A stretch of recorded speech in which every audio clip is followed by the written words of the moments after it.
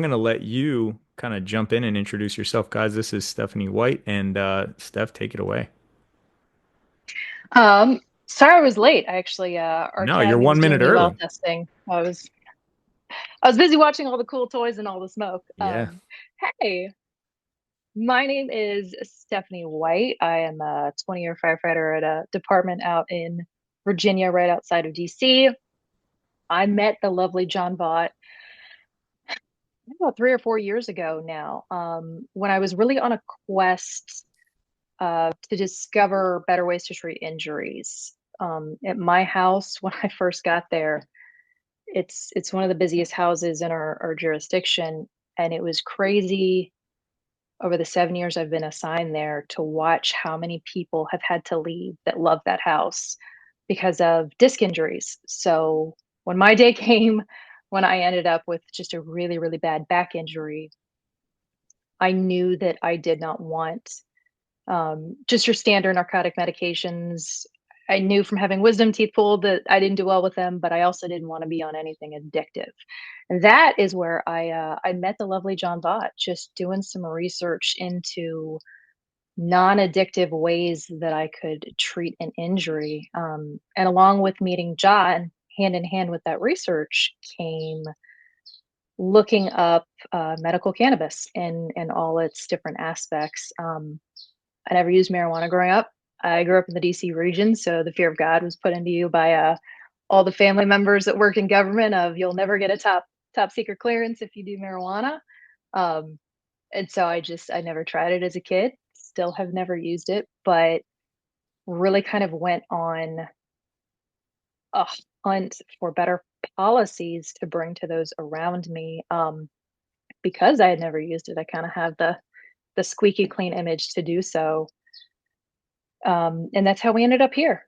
I went on a little trip to talk to, no pun intended, different departments that had medical marijuana policies. At the time, it was only FDNY and Pittsburgh that were talking about it. So went to Pittsburgh, went and sat down in New York City with the FDNY guys, and that's how all this got started. And ever since, John and I have kind of been co-combining on some projects and really just trying to get the education out there because I have had friends succumb to injuries and getting on opioids and getting addicted, both friends in nursing and friends in the fire department. And it's considering how it was designed by the company to be a highly addictive thing, the most common pain med that were described, it's unfair that we're not given better choices considering what an addictive lifestyle we lead with lack of sleep and all that. So, down and dirty. Yeah. That wasn't Uh, exactly quick. Sorry. no, we're gonna leave this thing up to you guys to throw questions in there as needed. So I already see one in there that we'll get to when Steph talks about Pittsburgh stuff. But we can get all these. Steph, are you using your phone right now, by the way? No, I'm using my computer, but I'm gonna move. Why? What's Um, up? Go on Instagram so I can put you on this live so everyone's not just Oh, staring at me talking to myself. oh, that's no Um, better. but while I'm talking, I'll let you get that set up. So I'll start and then Steph can jump in after so she can get her stuff set up there. But yeah, just join our live on Instagram so I can make I you us joined. share. I'm There you go. joined. I'm Hey. All right. So mhm. gonna close this window because it's bright. We're all kinds of formal here. Oh yeah.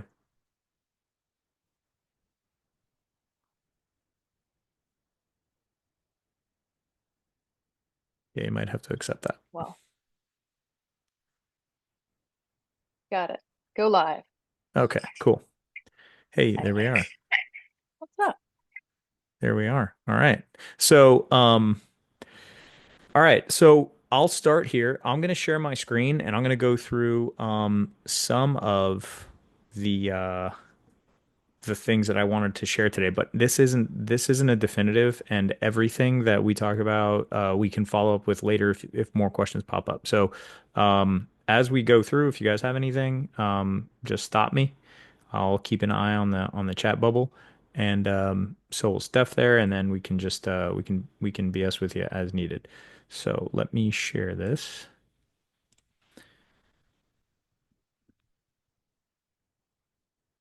All right. I don't know which So camera to look at, by the way. Which oh, one are we? I'm doing both. Yeah, don't worry about it. So with CBD and the fire service, we have to understand that CBD along with THC both have their benefits. Neither one of them is a magic bullet. Neither of them is a catch-all for the things that kind of ail us. But we do have some research, some benefits that we've learned over the years from both of these things. I'm going to talk more about the CBD side, but I do touch on THC as I go through because these can't exist alone. Right now, most departments do not allow THC use. When I say most, I mean like, generally across the nation, but it's getting a little bit more understood and accepted. So I'm going to speak mostly on the CBD side, but I do touch on THC because they do have like a push and pull effect. The most important thing that I have to claim and exclaim is I am not a doctor or a lawyer. If you have any legal advice or if you want any legal advice for policy, you have to seek a That's not the lawyer. guy for that. Yeah, and if you have, with all the stuff I'm talking about with research, I'm not a doctor. You need to seek medical advice for all that stuff. The FDA always, always, always makes it very clear to me that I'm supposed to state that these statements have not been evaluated by the FDA. This is not intended to treat, prevent, or cure any disease, and I have memorized that. So we're just going to be You've sharing a become that few. guy. Yeah, I have just yeah, batteries not included, results may vary.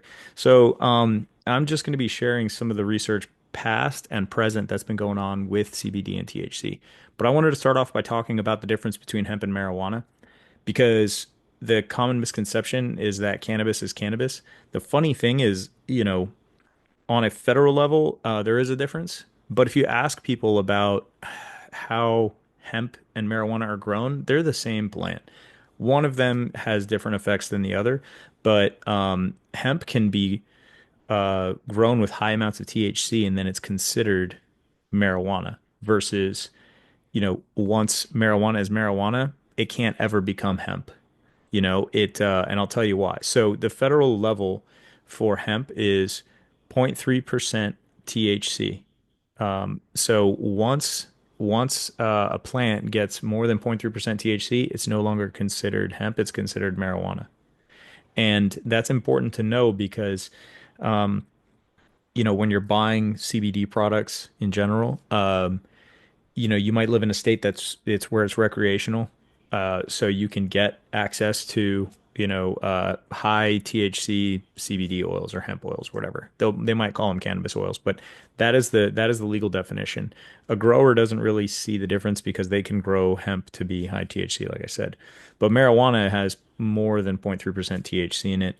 Typically, it's much higher than 0.3%, but the federal law kind of made it, had to put a line in the sand somewhere. So that's where they chose. It's kind of arbitrary, honestly. And when you're talking about CBD products, they're generally taken from the hemp plant because CBD is very, very concentrated in the hemp plant when compared to marijuana. It would be less cost effective to get it out of marijuana if you wanted to have a very high CBD concentrated product. So, what is it good for? CBD is, you'll hear the snake oil pitches where a lot of people just start touting all of these things that it does, and that's because there's a lot of one-off studies that show how CBD affects the endocannabinoid system and like makes a particular thing happen in the body. So they just assume that, it has these benefits. So you'll hear everything from it's an antibacterial that it makes it bones stronger.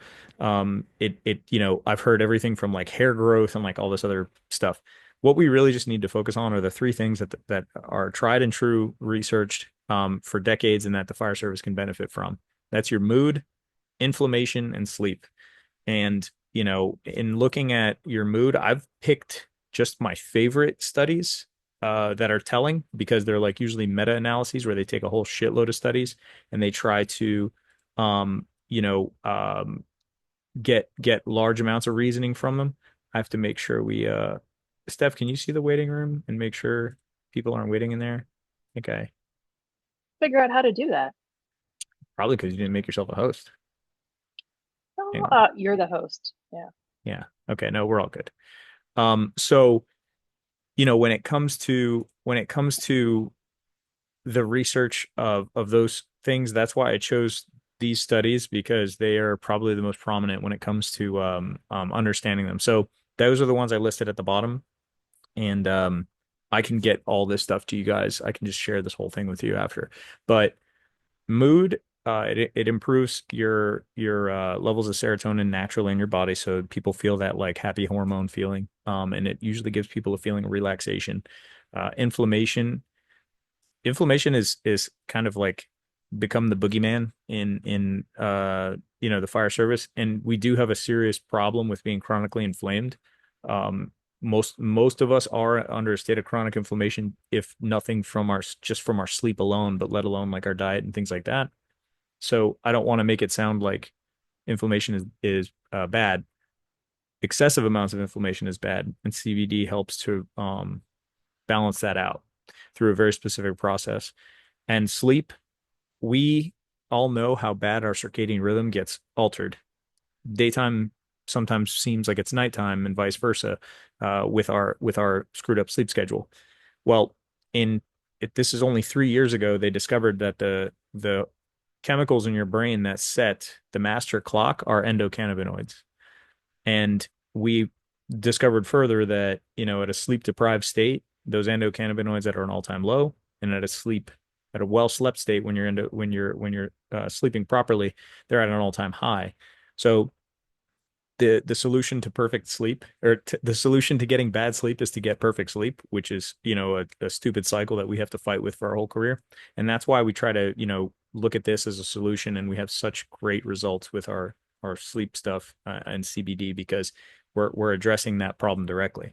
So what comes down to it is drug testing. And this is also on the cannabis side. So when we talk about THC as well, this is always going to be an issue for both of us, because drug testing is pretty universal across departments. Some departments might add in a little extra where they might test for hair, or they can do blood testing. But ultimately, we run into the same issues with drug testing with cannabis and with CBD, and that's the amount of time that cannabinoids float around in your urine is unpredictable. So if I use THC today, it's going to stay in my system for up to a month if I'm a chronic user, right? My body fat composition you know, um, tends to make it stay in there longer as well. So if I'm very heavy, it's going to stay in my system for a long time, and I'll constantly produce urine with THC metabolites in it for a month or more. So the question comes up like, hey, how do you know they're intoxicated? We'll get to that. But a urinalysis looks for the metabolites of THC that stick around for a while. So you do a little dipstick, shows that you failed. That's not technically a failure. To fail, you have to send that urine out to a lab. They have to do confirmatory testing and show with liquid chromatography, which is a really high powered machine. And that will look for metabolites down to as small as 15 nanograms. So, um, if you fail a drug test, the cheap dipstick, they'll send it off for a confirmation. That's basically what that comes down to. CBD by itself doesn't cause a failed drug test, right? When it's isolated properly, and it doesn't convert to metabolites either. So if you eat CBD and it gets into your stomach acid, the acid doesn't change that. They've done studies on this. But CBD may cause a false positive on your analysis. Um, Even though when they send it off for confirmatory testing, you'll still have a past drug test. We actually discovered this on a study that we were involved in. Is that when they would test the urine of firefighters, they would do the little dipstick, and they're like, "Oh, this is a fail," and then they'd send it off, and they go, "Wait, there's no THC in this." CBD can trick those little urinalyses into thinking that, yeah, there might be THC in there, because it's still a cannabinoid. They look similar on the dipstick is a 90-cent test. It's not anything fancy. Fun fact, because this is important to understand, is that if you take Advil or riboflavin Motrin, or yep. methazine, a lot of different NSAIDs, yeah, like Motrin, yeah, and ibuprofen. You take them before you do a drug test, and you'll pop positive for THC, but only especially the on the rates at dipstick. which we take them. Yeah, We take exactly. 800 plus. There's no Yeah, two Motrin for us. yeah, It's that's so true. the high And powered stuff. the more you take, the more likely it is to pop up hot. So, you know, the reason I bring that up is because a lot of people, talk about drug testing and they're like, we shouldn't even risk a false positive. I'm like, that's absolutely not true. Everybody who's in this webinar probably has failed a THC drug test, the urinalysis, and you just didn't know it because they send it off to the lab, they go through HPLC, they look at it and they say there's no THC in this, and then they don't even call you. But if you've ever taken Advil or riboflavin or any NSAID or promethazine or some of these other drugs, there's more medications. I'm just putting the most common ones. You've probably had that issue. So this is where I'll kind of wrap it, and then we'll talk about the cannabis side of it. The future, it's important to understand drug testing because if you're going to test for THC and allow it, you have to understand that the metabolites in there, like testing urine, is a very archaic way of doing it. I think the most successful way that you can test for THC to know if it's been relevant is a combination of testing urine, oral swab, and or blood. If you look at all of those things in totality, you can see a more narrow window. It's not perfect, but you can see between 12 and 24 hours is the general agreed upon amount of time that THC is present. What are we trying to get at with drug testing? We're trying to see if somebody's intoxicated on the job. We can't have people intoxicated working.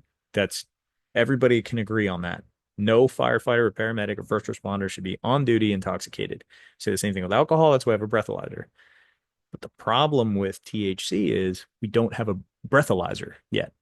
Um, so when you just rely on urinalysis, it causes all of these headaches to occur. And I mean, even the DOT has changed their testing policy. They allow for a oral swab, and the fire department forever has kind of leaned towards DOT standards to say this is what we should be doing for our drug testing. Even they have gone away and said probably shouldn't do just urinalysis anymore. It's fine to do a quick test instead of wasting the money. Like if you do a quick test and it comes back negative, okay, great. We don't even have to waste the money on an oral swab or a blood test or the headache of sending all this stuff off.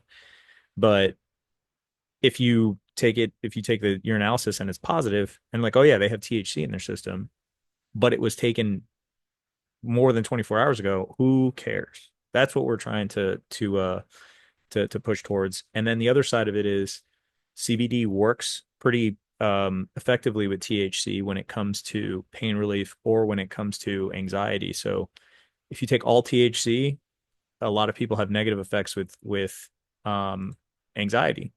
It's a very common thing. The research is still out there, but it may or may not mitigate that. However, CBD with CBD has a good effect on anxiety, and with THC together, they have a calming effect. It's the entourage effect. So having THC with CBD is important. It's the right ratio, and the guys that I know at Pittsburgh have mentioned this to me that for sleep, taking all THC, they learned the hard way that it's actually not good. They need a very high blend of CBD with small amounts of THC in it for that nice even keel sleep effect because THC has a negative outcome on your sleep architecture. But all that stuff is just to say, we have to get a good comprehension of these things as we write our policies so that we can make drug testing around it, so that we can do our like our union leadership can enforce these things without, losing confidence from the city. Because I think one of the problems is cities, cities and counties, they look and say, I can't enforce this because we don't have that. So two things I want to bring up. On Instagram, we had one person mention eating a poppy seed bagel. You said poopy seed bagel, but I'm going to assume you said poppy seed bagel. We're really hoping it's poppy seed. Poppy seed bagel does absolutely cause a failed drug test for opiates. And unlike CBD, there isn't a ratio test where you can show that it was from a bagel. If you if you want to go into that rabbit hole, look up case law for for military, the Uniform Code of Military Justice, where soldiers were discharged for eating poppy seed bagels and they had to, go through court martial to get their job back. And it took them extensive amounts of time to prove, and they had to get video footage of them buying a poppy seed bagel from Dunkin' Donuts to be able to prove that they were okay, which is scary to think about because you do have to eat it the day before or the day of you taking a test. So usually after 24 hours, like it's a small amount and it doesn't stick, but opiates don't stay long in your system. But the problem is like if you eat, this guy was eating a poppy seed bagel every day in the military, and he popped hot. So yes, poppy seed bagels are a problem. And then Canon Technologies has a new breathalyzer. So there's two. There's one from Canon and there's one from Badger. Oh, Hound. Sorry, Hound Technologies. And the problem with both of those, and I've spoken to people that are much smarter than me, forensic experts on this, is that they don't have anything to confirm or to on the back end to show that those are effective, right? So we don't have a standard for nanograms per milliliter that shows intoxicated like we do with blood alcohol, right? Blood alcohol, we all know, um, 0.08 is intoxicated. So anything above that, you get a DUI. We don't have that for cannabis, and then um, that doesn't address the metabolism problem. So even if we did have like a normal amount, people still metabolize it differently. So I think that's a huge jump. Dan, I know you put that up. I think that's a huge jump with that breathalyzer, and it's showing that we are starting to be able to detect that stuff. I think but there's still a couple more steps where we have to understand a little bit more about metabolism from what forensic scientists have told me. This is not my opinion. And then also like what is intoxicated, right? Like we did for alcohol, we have to do it for THC. So before we go into the next thing with Steph and kind of letting her talk about policy and then some of her experiences. Maybe I'd love to talk about like how you worked with that department in Alaska, if they are allowed to say it, and then also any other questions that people might have. But I'll go back to the chat here. Stop sharing. So just in the chat, we said, do you have a PDF of the Pittsburgh Fire Department Canvas MOU?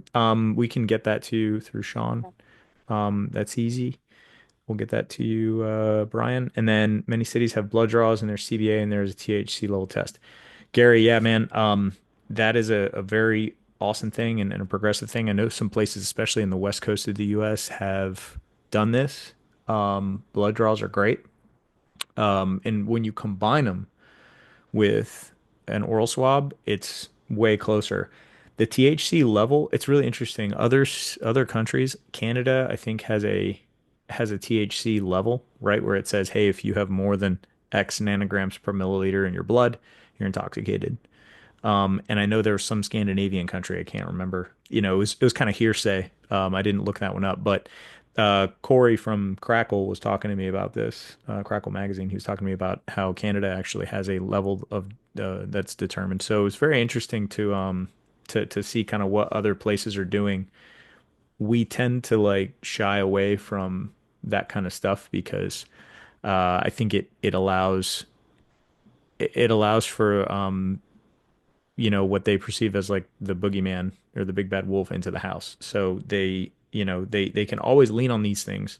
This is me just speculating now, but they can always I've seen it in my department where they're like, no, we can't allow THC use because we're going to lose grant money. They're like, well, it says we can get it now. Oh, well, now we have this reason, now we have that reason. And then finally you dig down into it and they say, we don't want guys using this off duty because I don't like it. You're like, got it. Okay. Um, Hey, everybody, put your email addresses in the chat, and then everything that we have that we can email on over. I keep seeing people ask for the MOU. Everything we talk about today, if you want it, just put your email in the chat. yeah, absolutely. Okay. So more of technology representation. Cool. Okay, so Steph, why don't you, if I can tee it up for you. So guys, Steph and I were at FDIC last month. We spoke about cannabis in the fire service, and it was pretty well attended. But Steph has been working with fire engineering, and they made her managing editor of Firefighter Nation, which was really cool. So she's kind of taken the reins for health and wellness, the health and wellness side of what fire engineering wanted to do. And with that, she put together a really cool circuit of courses, track of courses over at the Lucas Oil Stadium for, that week. We probably had one of the best attended classes that week, if it wasn't the best attended one. And the questions and some of the things that came up were awesome. But one of the things that Steph's been involved in with a long time is policy. She's helped other departments, with policy writing, and I think she's been on a national level, seen some of the sausage getting made at, the IFF level, as far as like seeing kind of the inner workings of how stuff goes positively and negatively. So can you just talk a little bit about how you have done some of that stuff and then some of the positives and maybe negatives like that that you've seen on that side? So I'm actually going to really quickly start with a story from FDIC. You and I had just finished, and somebody whose department was one of the early 10 departments to get THC in their collective bargaining agreement. I was talking with them about something completely unrelated, and they brought it up, and they didn't realize that I was the one who taught the class with you. So you and I got called druggies, which was pretty humorous. Those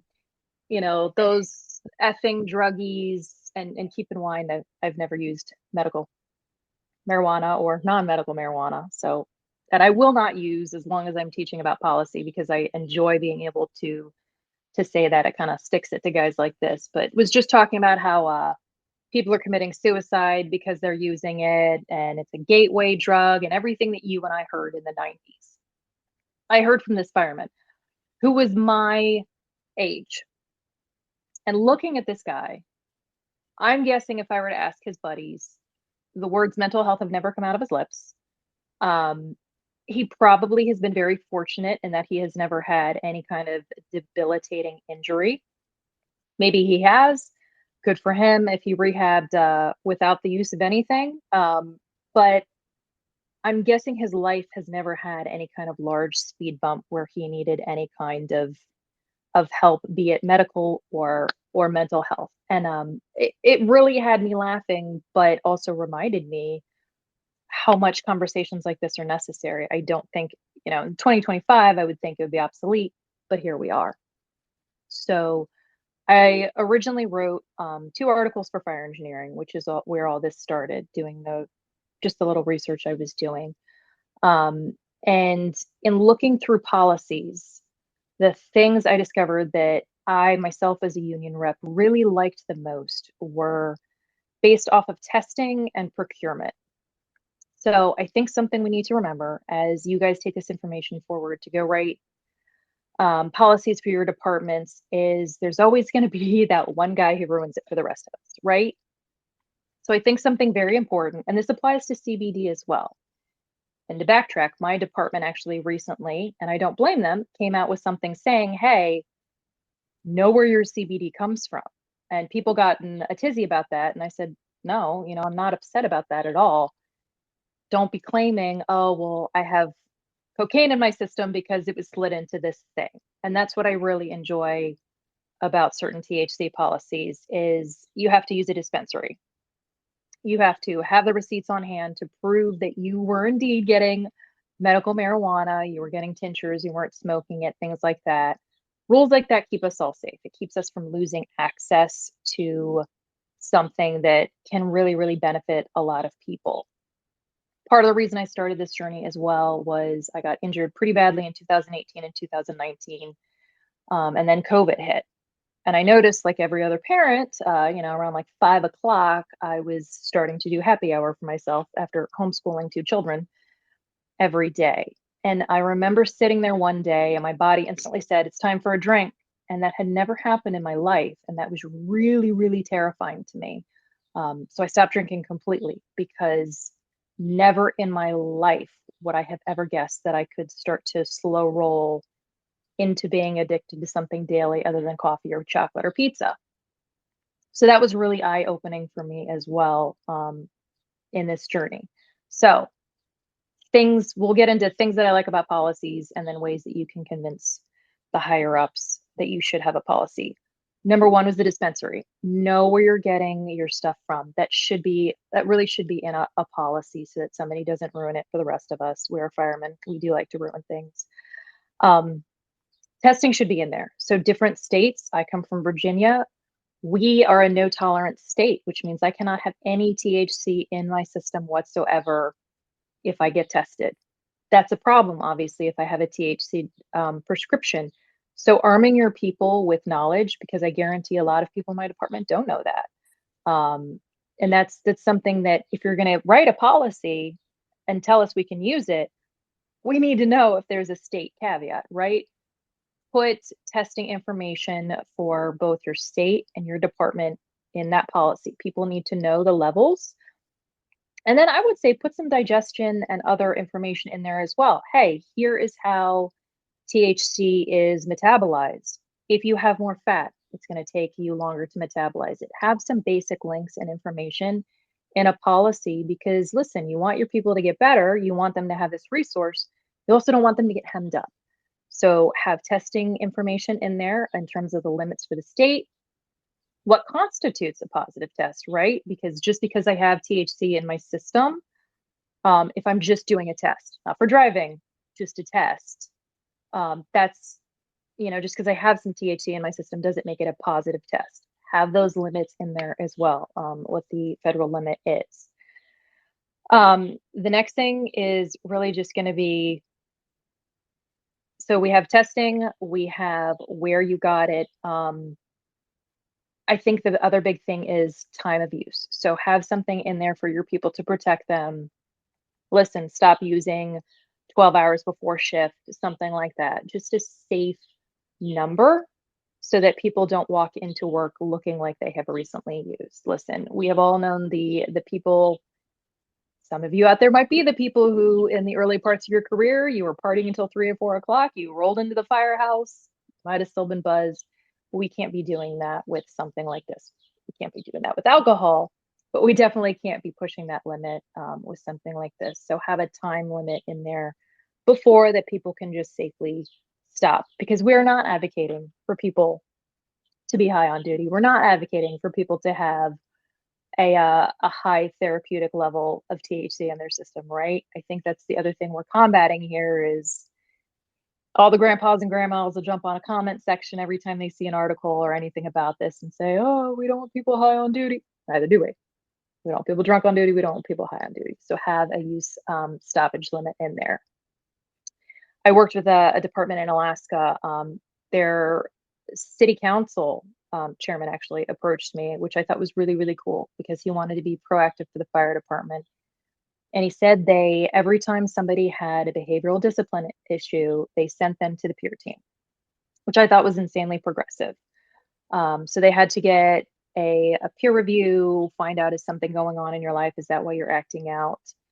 So he got with me. We wrote a comprehensive policy, which I can also share with you guys. And he followed up with me at the 6 year mark and the 1 year mark. And I'm sorry, the 6 month mark and the 1 year mark. And he said, since we put this into place, we have not had a single behavioral health referral, which means that they also were not having any discipline at all, right?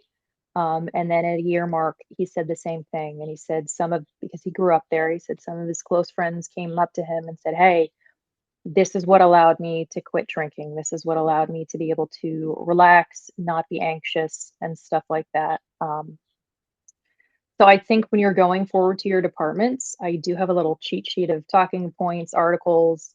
Need to update it. It's probably about 2 or 3 years old, but it really lays out to your politicians, your boards, your fire chiefs, different research out there that talks about why this could be useful to us. And I think the top two things for me, top three things actually. One, if you get diagnosed with ADHD or anxiety, they're going to put you on a certain type of medication, SSRIs, most of the time. If you look at those medications, they say they will mess with your hypothalamus, you'll have excessive sweating, and you'll be intolerant to heat. Guys, what, What are we doing? What are we doing on the fire ground? We're wearing hot gear that makes us sweat. So if we're already sweating all day long and not hydrated, we're already screwed. And then if we can't tolerate heat, we're going to be passing out on the fire ground.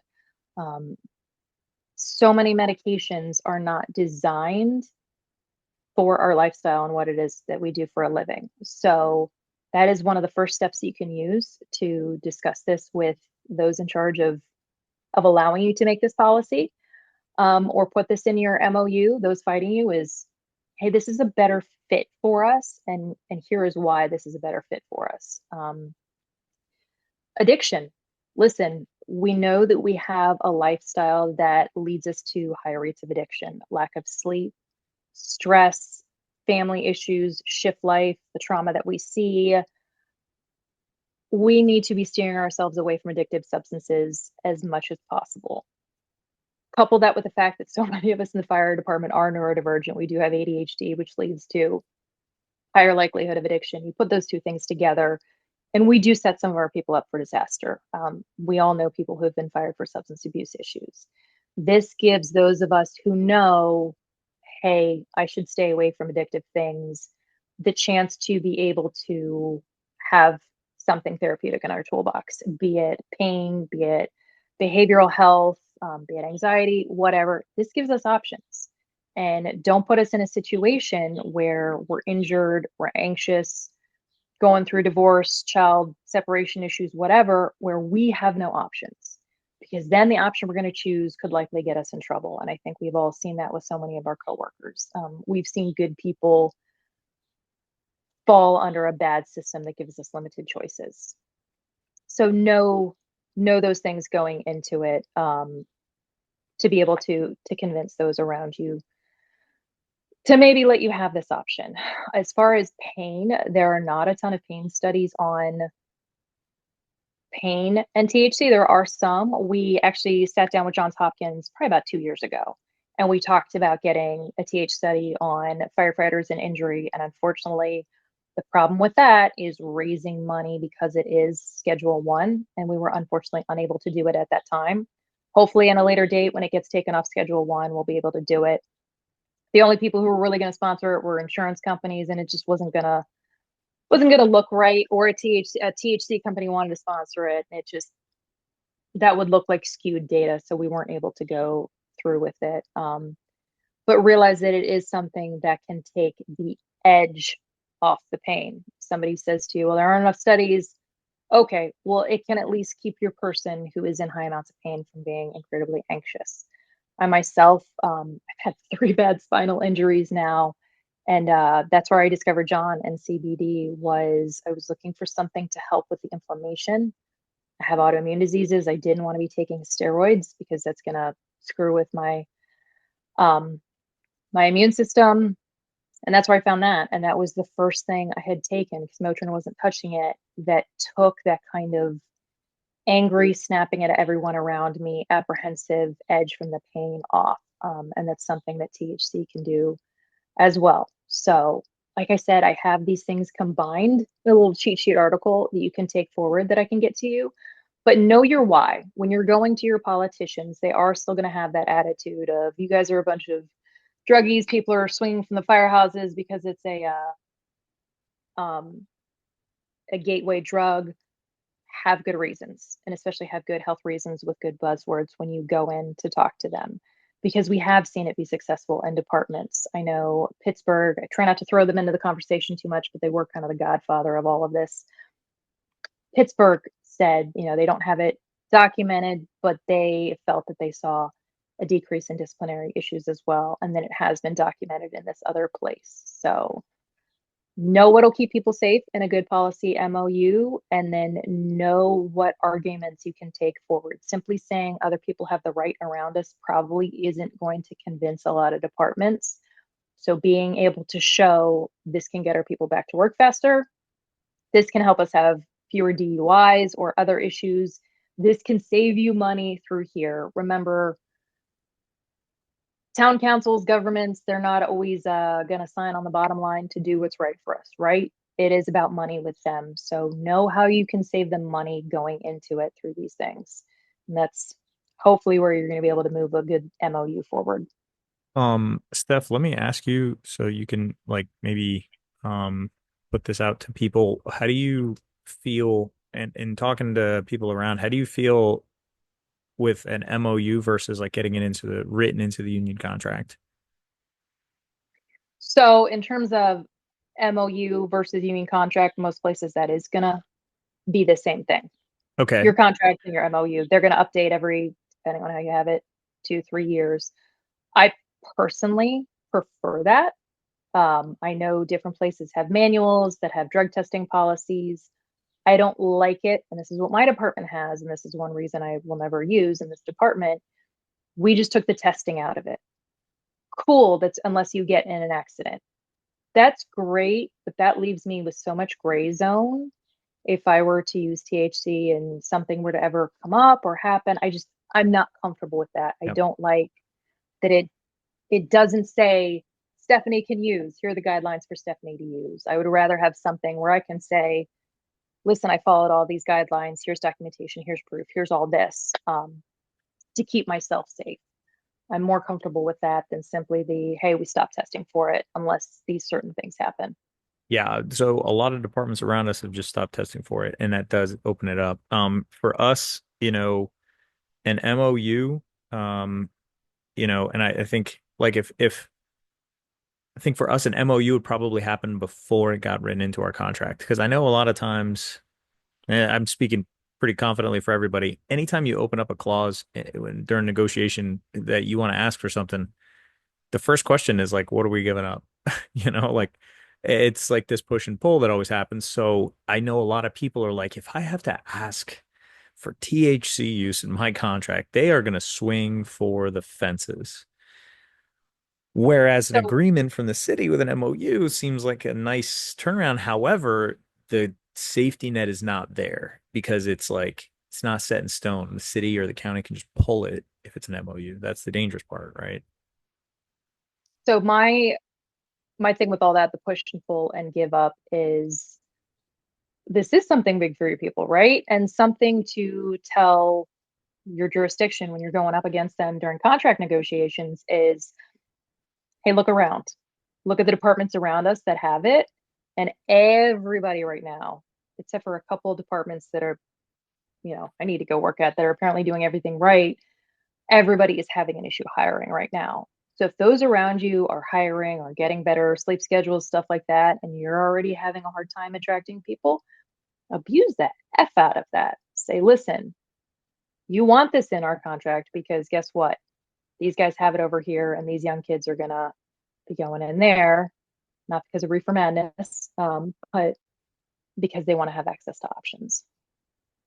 Yeah, I found like a few places they recoil at that. They'll go, I don't want to change the standard. What, because the people we're talking to are people who are already against it. We can't all be so lucky to have maybe a city councilor like you had in that department in Alaska.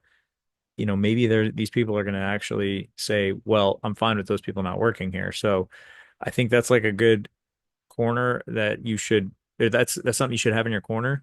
But then the other side of it that I always mention to people, if they're worried about enforcement, which is ultimately like I think what it all comes down to, people don't like THC and they don't want us to use it on duty. I constantly bring up the benzo argument. I don't like the alcohol argument. I can use Adderall on duty. Yeah, Adderall too, and that stays in your system very similar to THC. Um, Now, a lot of people want to use alcohol, and I caution you guys to not use that when you're making this argument because alcohol is very easy to enforce and to detect if you're intoxicated. There's so much legwork that was already done. There's an intoxication level, there's tools to show. We And don't have that. alcohol is, yeah, it's, listen, being drunk on duty is a bad thing, right? Whereas having a benzo in your system or having Adderall, something Right. prescribed. If you're going to approach this as a medication. Don't approach Exactly. this as recreational, like drinking a six pack, right? This is something that is a medical right that we're trying to get our people, not a Yes. hanging out smoking pot on the front steps thing. Exactly. And I mean, ultimately, I think that we're in good company here. All the people in here are curious about this and concerned about this because of its benefits, not because, people just want to get, screwed up off shift. Using it to curb your alcohol use, I'm all for it. You know what I mean? Like, I think that's fantastic. So if people want to enjoy the effects of feeling intoxicated, it's better to do it with THC than alcohol. That is objectively true. There's a ton of research to point to where all around is better. But when you're talking to your administrators, even your union membership, there's sometimes your greatest opponents might be the people in your own executive board.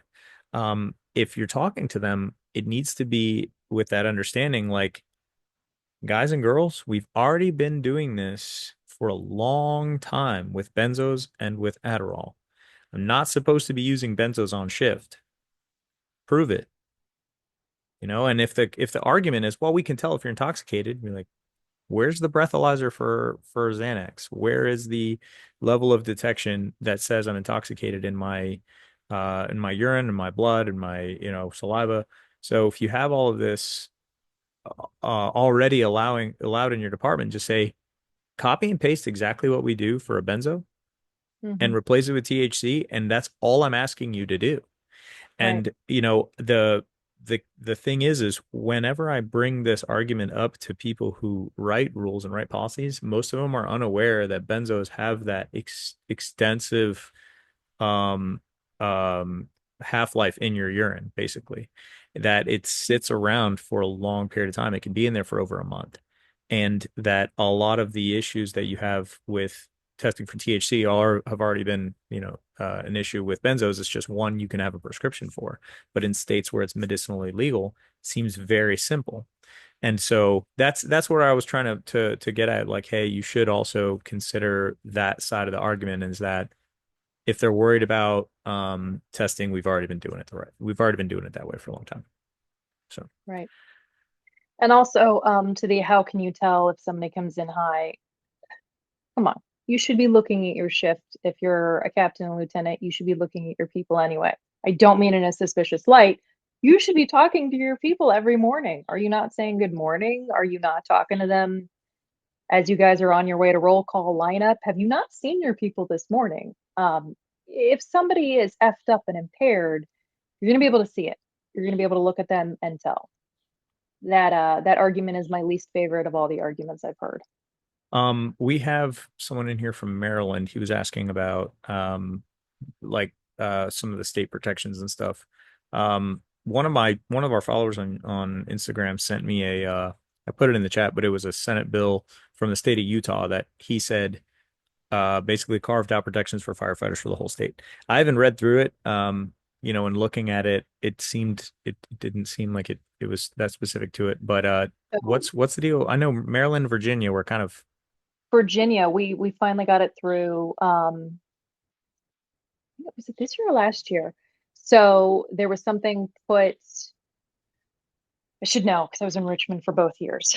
Last year we got something passed, but it excluded firefighters and cops. So we okay. came through and we got protections for us to be able to use prescription THC, and that protects us because I think it was passed for public workers, and then we noticed that cops and firefighters were left out. So we do have that language in Virginia. I can send you, and it actually cops are still excluded, but firefighters are not, and it protects us if we have a prescription. Okay, so that was for Phil. I'll get that, and then Phil, we can send that to you. Maybe now, like, because you're involved at the union level as well on your department, and I know just being around a lot of people, you've probably seen the conversation. In states like I had in Florida, where we had people get their job back after getting fired for THC use, that Hillsborough County case. Mhm. My question is, like, why haven't we at a state level, like the Florida professional firefighters hadn't gone to the state and said, hey, this is case law now. Why are we going to let a union member have to sue their department every single time and incur millions of dollars of damages? Because that's what the city's going to end up paying out. Why don't we go on a state level and say, here's the guidance. You guys shouldn't be testing for THC, or you guys have to put it in your contract, or put some kind of leadership out there. So we're starting to do those kinds of things. So at our Virginia level, baby steps, right? That was getting legislation through. So, and the next thing is educational opportunities um, for departments saying, hey, here's state law, here's sample policies, here's how much you can have in your system for testing. Have an entire states should state union organizations should absolutely have an educational component saying, but the first thing I would do would be to get that state protected right. So start with that state protected right and then go through and hey, guys, everybody. It's the same thing with pregnancy policy, right? Every state needs to have a toolkit with these buzz topics that are the what's the word I'm looking for? It's the lower acuity, but when it happens, it's the higher risk. It has the higher impact of hurting somebody, be it pregnancy or being getting fired, right? Have toolkits for your THC and your medical marijuana and your CBD.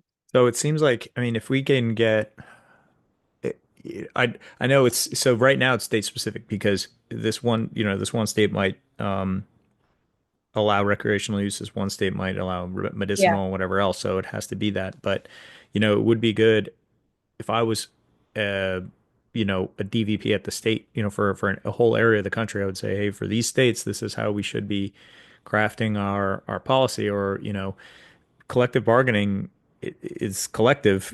We do have to work together. I'm sure at the national level, the IFF is going to have to address it if and when this goes to I would rather have it descheduled completely, but if it's Schedule 3, and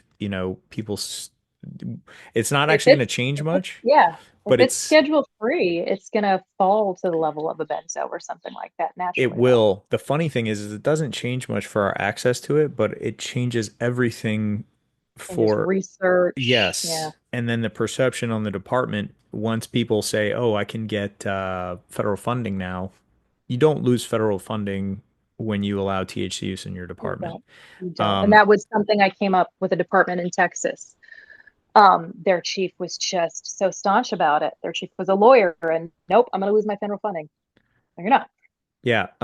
It's not how that works. There's a really good article, and I'm going to put it in here right now. And I referenced it earlier, it just reminded me. Um,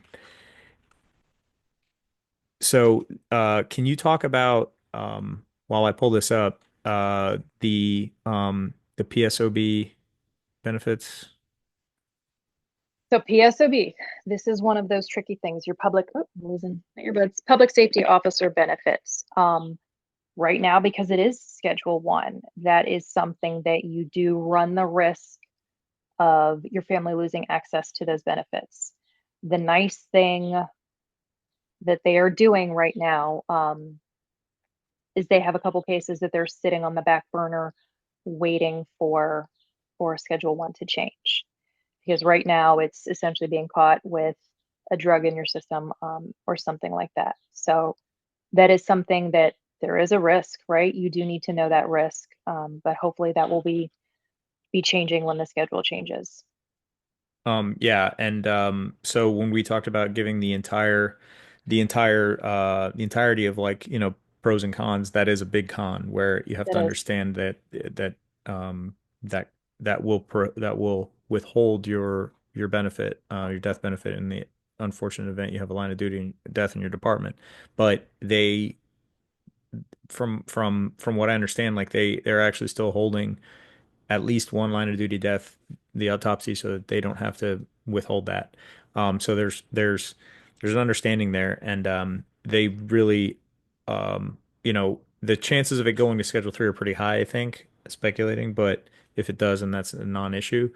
From a medical side, the other side of THC use that can be a negative is when the reason we say this needs to be medicinal, not just recreational, is because it needs to be a conversation with your doctor, especially when you have a history of, any kind of psychiatric disorder or mental health issue.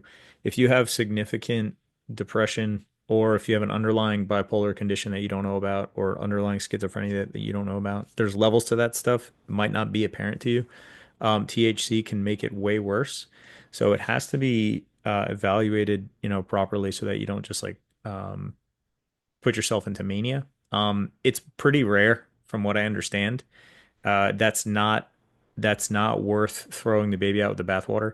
But, when I've spoken to doctors about it, Because that is an argument that will come up. that is an argument that comes up absolutely. So it's best to kind of head those off at the pass, make sure that you understand that that is what they'll probably, confront you with, as well as that, hey, THC ends up causing issues with people with psychiatric disorders and things like that.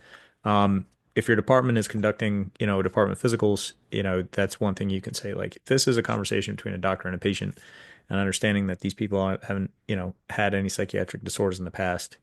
It should be a non-issue as well, but you gotta be educated on that. So, to have all of the arguments ahead of time is beneficial. The article I just put in there is the one I'd referenced a couple of times. And with everybody's emails, I'm going to kind of send like a summarized notes of all this stuff. It'll just be like a long Google Doc with kind of what we talked about and then that. Yeah, super. But that article is really, really descriptive about federal grants and about the Drug Free Workplace Act. And it kind of shoots a lot of their arguments in the foot. The most powerful thing about this argument is that it's written by Lexipol. If anybody uses Target Solutions, Lexipol owns Target Solutions.